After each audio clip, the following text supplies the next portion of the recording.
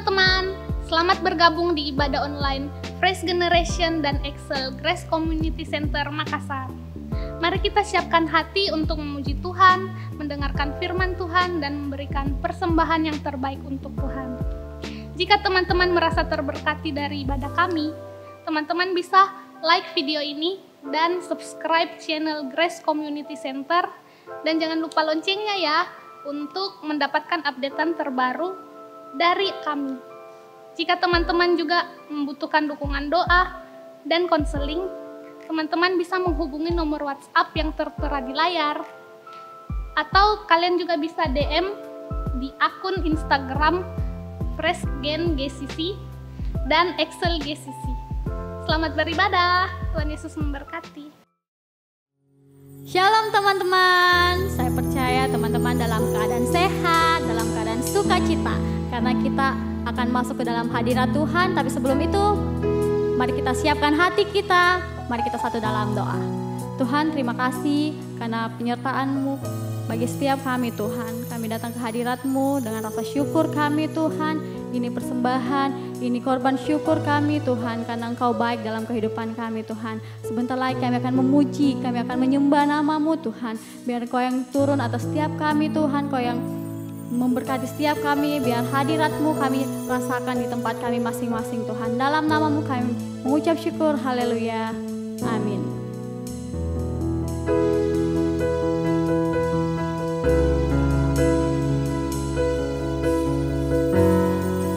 Mari kita naikkan pujian ini.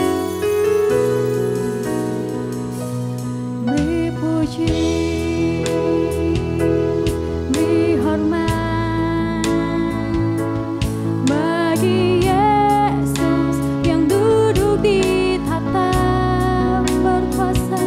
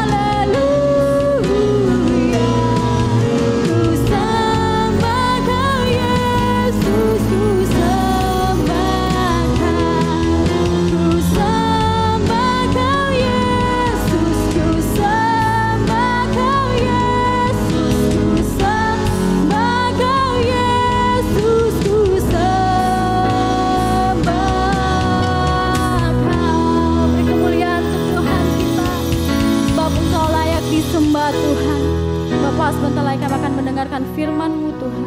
Biar kiranya Engkau yang berbicara pada setiap kami Tuhan. Buka hati, buka telinga kami Tuhan.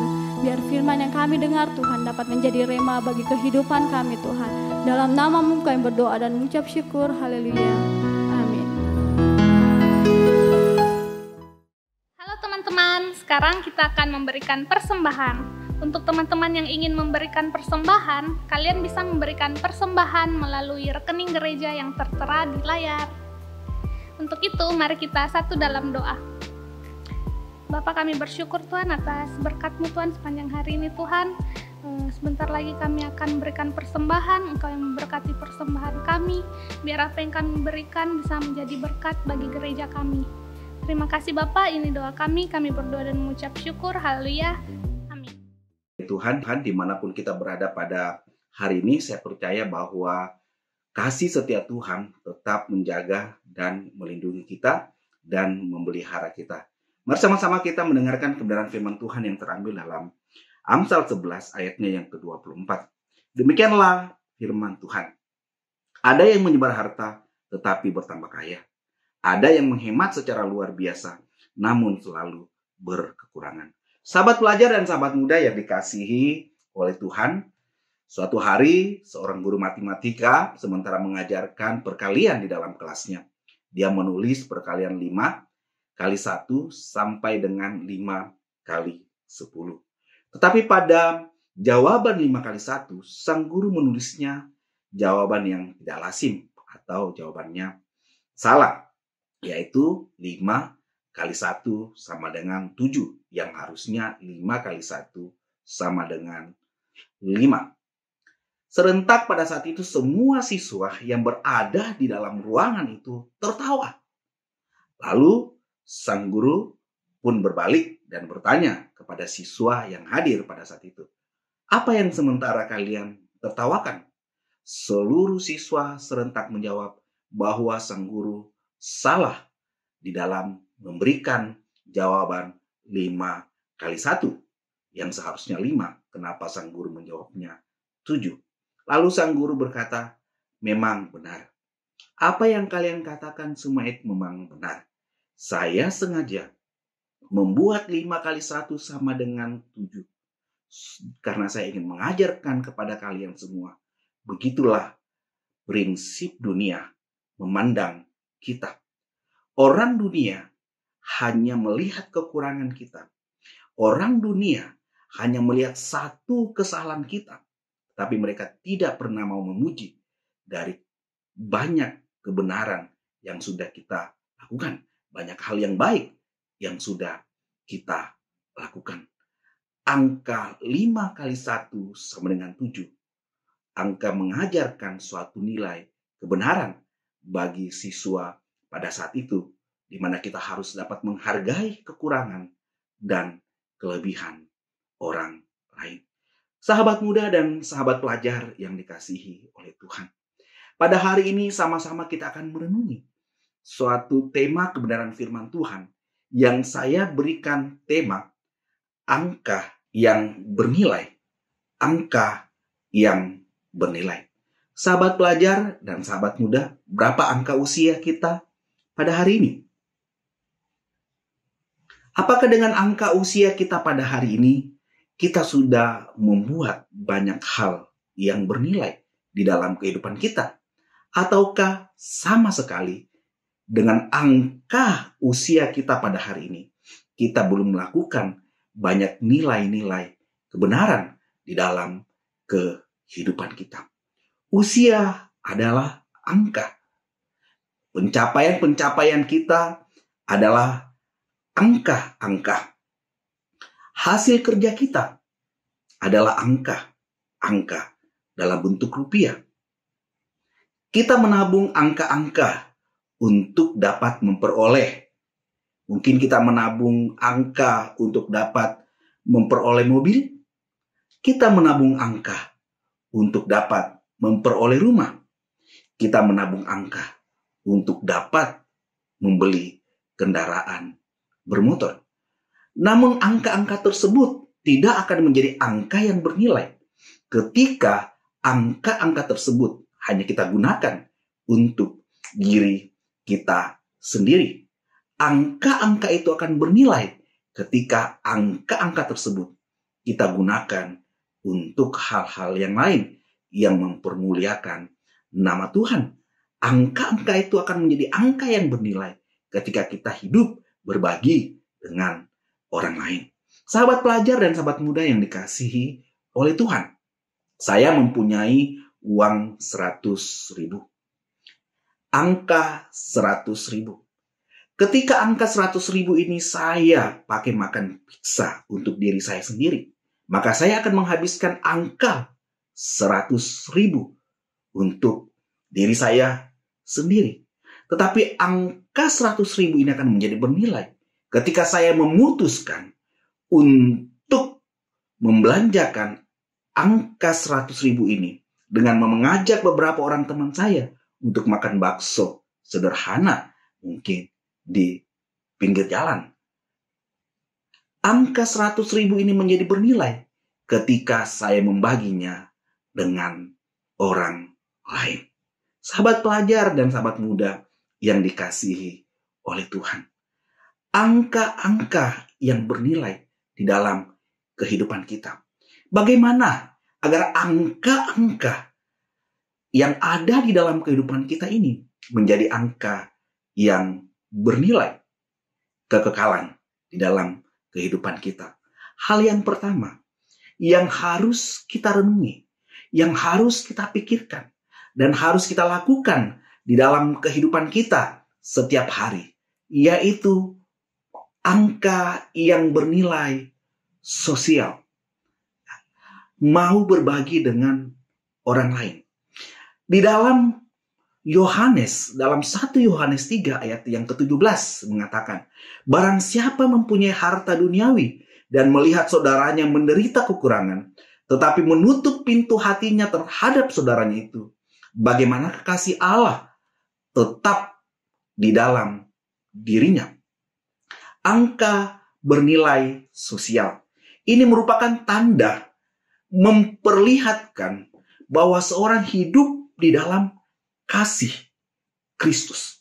Dalam teks 1 Yohanes 3 ayat yang ke-17 ini, Yohanes menggunakan kata kerja mengasihi. Mengasihi tidak lepas dari relasi personal atau relasi sosial dengan manusia yang lainnya. Seseorang tidak dapat mengatakan bahwa ia penuh kasih ilahi, bahwa ia mengasihi Allah tanpa mengasihi sesamanya. Menerima Yesus berarti memiliki kasih Allah dan mengizinkan Roh Kudus aktif menggunakan kasih itu di dalam kehidupan kita setiap hari melalui perbuatan-perbuatan kita. Masih ingatkah kita tentang kisah orang Samaria yang baik hati yang diceritakan oleh Tuhan Yesus? Bahwa siapakah sesama kita? Semua orang. Kita berbagi terhadap semua orang. Mengasihi semua orang di dalam kehidupan kita. Beda suku, beda agama. Kasih kita tetap berlaku bagi mereka jika kasih Allah ada di dalam diri kita. Angka-angka berbentuk sosial, yaitu ketika kita mau berkorban, memberikan bantuan terhadap korban bencana alam, atau sumbangan-sumbangan yang lainnya, panti asuhan mungkin, dan lain sebagainya. Angka-angka yang kita punya itu akan menjadi angka yang bernilai sosial, yang dimana kita gunakan untuk menolong atau membantu orang lain.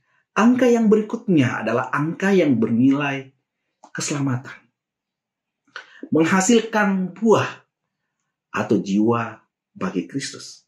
Seperti jemaat Filipi selalu mendukung pelayanan Paulus, karena walaupun Paulus ada di Tesalonika, jemaat ini pun tetap memberikan bantuan kepada Paulus di dalam pemberitaan kabar Injil yang dilakukan oleh Paulus di Tesalonika pada waktu itu. Dalam Filipi 4 ayat 16 sampai dengan 17 berbunyi demikian. Karena di Tesalonika pun kamu telah 1-2 kali mengirimkan bantuan kepadaku. Tetapi yang kuutamakan bukanlah pemberian itu, melainkan buahnya yang makin memperbesar keuntunganmu. Keuntungan apa? Keuntungan bahwa jemaat di Filipi sedang menerapkan suatu nilai angka keselamatan, yaitu melalui bantuan mereka banyak orang akhirnya menerima Injil. Melalui bantuan mereka Paulus bisa memberitakan Injil di Tesalonika pada waktu itu.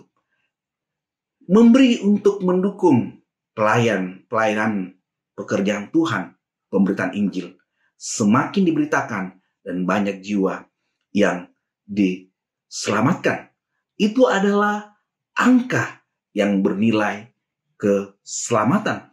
Ketika kita menggunakan angka-angka atau harta kita atau uang kita, yang saya katakan angka di dalam hal ini, kita gunakan untuk membantu pelayanan, maka uang, harta milik kita atau angka-angka yang kita punya itu akan bernilai keselamatan. Karena melalui apa yang kita berikan dalam pelayanan pengabaran Injil, banyak orang yang diselamatkan. Paulus memuji jemaat Filipi karena memberikan angka-angka harta benda mereka untuk bantuan pelayanan pada waktu itu. Bagaimana dengan kita? Adakah kita ingin menggunakan angka-angka yang ada di dalam kehidupan kita? Bukan seberapa banyak angka yang kita berikan terhadap pelayanan Injil. Bukan berapa banyak uang yang kita berikan kepada pelayanan Injil. Bukan berapa banyak harta yang kita sumbangkan untuk pelayanan Injil. Tetapi seberapa besar hati kita terbeban agar banyak orang diselamatkan di dalam pemberitaan Injil.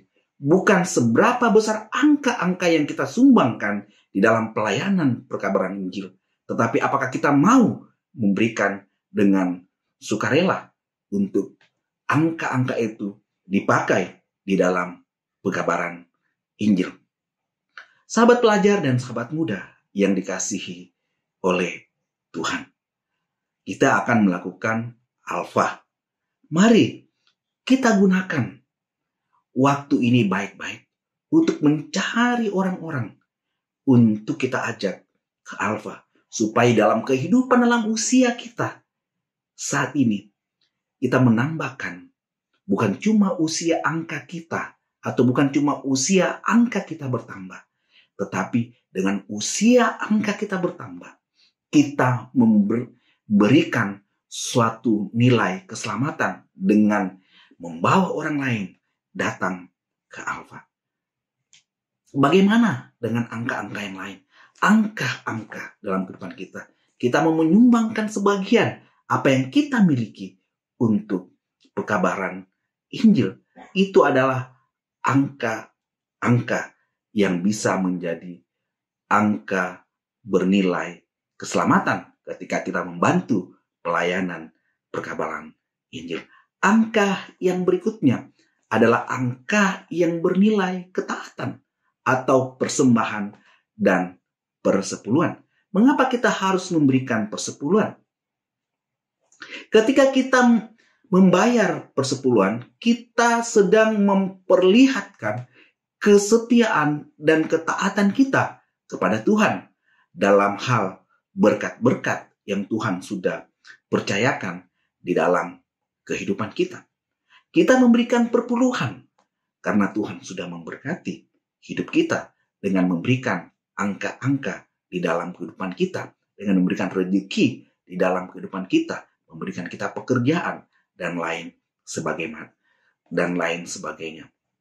Perpuluhan pada umumnya diberikan 10% dari penghasilan kita. Bagaimana dengan pelajar mahasiswa? Bisakah kita ambil dari uang jajan kita?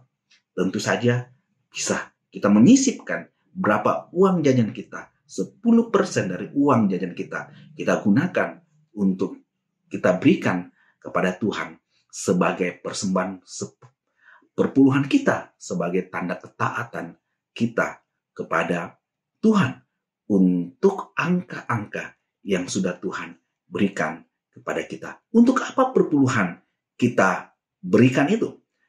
Digunakan untuk pelayanan di dalam gereja Tuhan atau rumah Tuhan, di mana kita sama-sama beribadah saat ini. Digunakan untuk program-program misi, digunakan untuk melakukan banyak hal yang memenuhi kebutuhan gereja kita, seperti pembangunan gereja kita. Sahabat muda dan sahabat pelajar, mari sama-sama kita membuat angka-angka kesetiaan melalui perpuluhan dan persembahan kita yang kita bawa kepada rumah Tuhan, untuk supaya di rumah Tuhan semuanya dapat berjalan dengan baik. Rasul Paulus mengajarkan bahwa cara kita memberi adalah sama pentingnya dengan apa yang kita berikan. Dia mengatakan, Rasul Paulus mengatakan, hendaklah masing-masing memberikan menurut kerelaan hatinya, jangan dengan sedih hati atau karena paksaan, sebab Allah mengasihi orang yang memberi dengan sukacita. Sahabat pelajar dan sahabat muda yang dikasihi oleh Tuhan, apalagi yang kita sudah bekerja, mungkin kita berpikir ketika kita memberikan perpuluhan, kita akan kehilangan sedikit dari rezeki kita. Kita akan kehilangan sedikit dari angka-angka yang sudah kita hasilkan dari pekerjaan kita. Sahabat pelajar, dengar baik-baik. Sahabat muda, dengar baik-baik firman Tuhan dalam Maleakhi 3 ayat 10 ini. Bawalah seluruh persembahan persepuluhan itu ke dalam rumah perbendaharaan, supaya ada persediaan makanan di rumahku, dan ujilah aku. Ada kata, dan ujilah aku. Apakah aku tidak membukakan bagimu tingkap-tingkap langit dan mencurahkan berkat kepadamu sampai berkelimpahan. Sahabat pelajar dan sahabat muda yang dikasihi oleh Tuhan, ketika kita memberikan perpuluhan, itu adalah wujud ketaatan kita kepada Allah. Memberikan perpuluhan adalah angka yang bernilai ketaatan yang menghasilkan janji Allah. Dikatakan, ujilah aku, apakah aku tidak membukakan bagimu tingkap-tingkap langit dan mencurahkan berkat-berkat kepadamu sampai berkelimpahan. Sahabat pelajar dan sahabat muda, ketika kita ingin diberkati, mari kita menjadi berkat bagi gereja Tuhan, bagi pelayanan, misi, dan bagi orang lain, supaya angka-angka dan usia kita makin bernilai di dalam kekekalan. Sahabat pelajar dan sahabat muda, mari kita sama-sama terus-menerus belajar untuk taat dan setia melakukan kebenaran firman Tuhan di dalam kehidupan kita. Amin. Mari sama-sama kita tundukkan kepala. Terima kasih Tuhan Yesus buat berkat-berkat yang Tuhan berikan kepada kami. Berkat kekuatan, berkat kesehatan, berkat pekerjaan yang Tuhan sudah percayakan kepada kami.